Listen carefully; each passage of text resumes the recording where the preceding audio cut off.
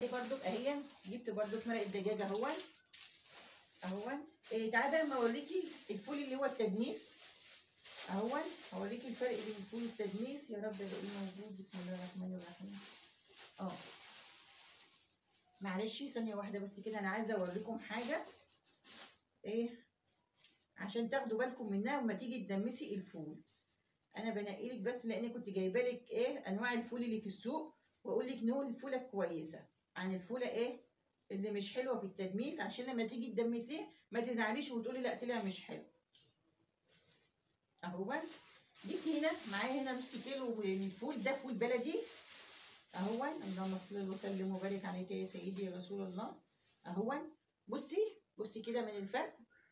ده فوله بلدي وده فول انجليزي اهو. شايفه الفرق عامل ازاي؟ وفي نوع فوله تانيه اللي هو الفول المستورد، بيبقى شبه البلدي كده، بس بيبقى مدي على لون بنفسجي كده من الطروف دول اهو.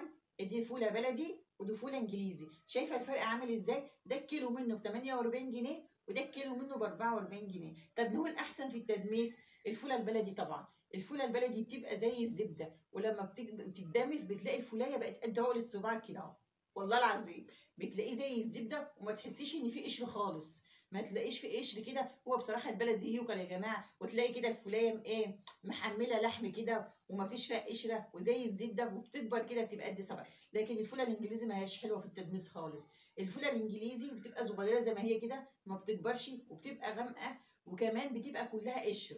بتحسي كده وانت بتيجي تاكليه اكنه كله قشر، بتحسي بالتخانه بتاعت قشر الفول حتى لو انت سبتيه يومين يتدمس برضك بتحسي ان هو كله قشر، ما تحسيش كده بلحم الفوله فيها، ما هياش ملحمه خالص. شايفه الفرق عامل ازاي؟ مع ان الفرق منه مش كتير اهو، بس ده احسن اهو. شفت الفوله دي من الفوله دي